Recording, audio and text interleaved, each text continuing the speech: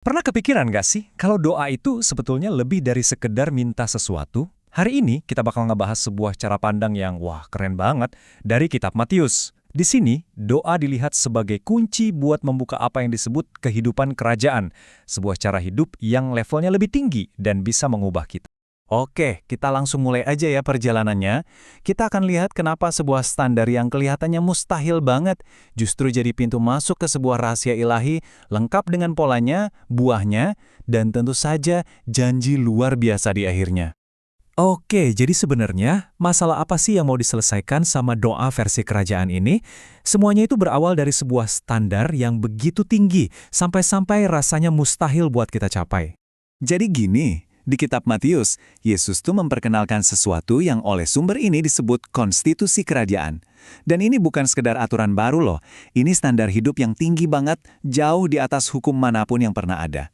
Coba dibayangin, kayak kita disuruh manjat tangga ke surga yang curamnya minta ampun. Dan puncaknya ada di perintah yang satu ini. Jadilah sempurna seperti Bapamu. Nah, ini kan perintah yang gila banget ya. Pertanyaannya, gimana coba kita, manusia biasa, bisa nyampe ke sana? Kelihatannya mustahil banget kan? Nah, disinilah kuncinya teman-teman. Ternyata standar yang mustahil itu bukan buat dicapai dengan kita kerja lebih keras lagi. Jawabannya itu ada di perubahan cara pandang yang benar-benar total dan radikal.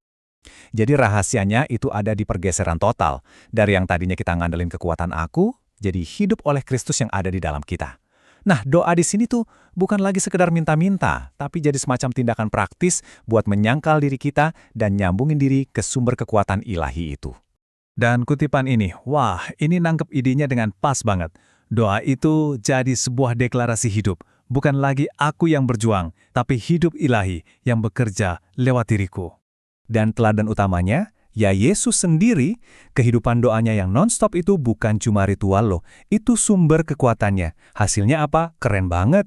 Dia jadi selalu satu sama Bapa, hidup terus di hadiratnya, bisa pasrahin semuanya, dan yang paling penting, iblis jadi nggak punya celah sama sekali buat masuk. Oke, konsepnya keren banget, tapi praktiknya gimana? Doa yang kayak gini tuh wujudnya seperti apa sih? Nah, untungnya Yesus sendiri kasih kita polanya. Jadi gini doa Bapa kami itu ternyata lebih dari sekedar teks yang kita hafal dan ulang-ulang loh. Ini tuh semacam pola ilahi, sebuah blueprint yang tujuannya buat nyocokin hati dan pikiran kita sama Allah.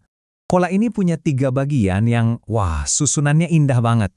Pertama, kita fokus dulu sama 3 hal yang jadi kepentingannya Allah.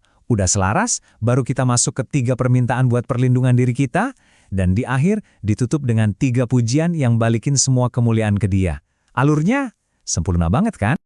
Nah, pertanyaannya kan sekarang, kalau kita pakai pola doa ini, hasilnya apa? Buahnya apa? Perubahan nyata apa sih yang bakal terjadi di hidup kita? Hasil utamanya itu bisa diringkas dalam satu kalimat yang kuat banget nih. Kita mendoakan diri kita masuk ke dalam Allah. Gini deh, kita kan tahu ya, hidup sehari-hari itu gampang banget bikin kita buyar, menjauh. Nah, doa inilah yang jadi kayak kail yang narik kita balik ke pusat, kembali ke hadiratnya. Nah, dari koneksi ini, ada 2 buah utama yang muncul. Di satu sisi, kita dapat pasokan ilahi yang melimpah, yang disimbolin sama roti, ikan, dan telur. Dan puncaknya adalah Roh Kudus itu sendiri. Di sisi lain, ada transformasi dari dalam. Batin kita tuh diisi sama terang, sampai-sampai nggak ada lagi tempat buat gelap.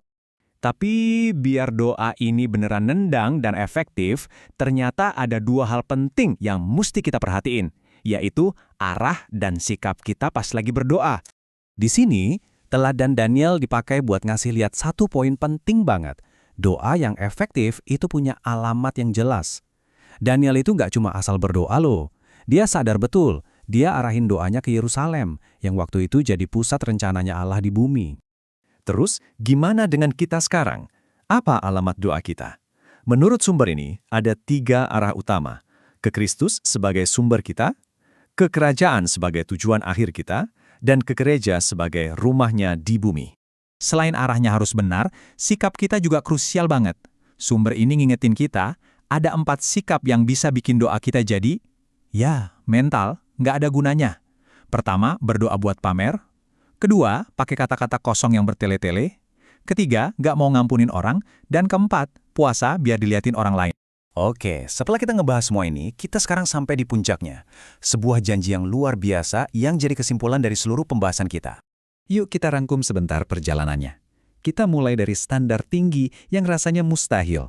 Terus, kita dikasih teladan sempurna dan pola ilahi buat kita ikutin. Semua ini nuntun kita ke transformasi batin dan fokus yang kekal, yang akhirnya membawa kita ke sebuah janji penutup yang dahsyat. Dan ini dia janjinya. Tapi, tunggu dulu. Perhatiin baik-baik ya. Ini bukan semacam cek kosong buat kita bisa minta apa aja yang kita mau. Ini tuh jaminan bahwa kalau kita minta, cari, dan ketuk, kita bakal dikasih semua yang kita butuhin buat ngejalanin kehidupan kerajaan itu. Ini janji supply buat sebuah perjalanan yang levelnya lebih tinggi. Dan semua ini membawa kita ke satu pemikiran terakhir yang, wah, ini bisa mengubah segalanya. Gimana kalau tujuan utama doa itu bukan buat dapetin sesuatu dari Tuhan, tapi buat menerima Tuhan itu sendiri? Mungkin ya, pada akhirnya doa itu sejatinya adalah tentang transformasi diri kita sendiri, si pendoa.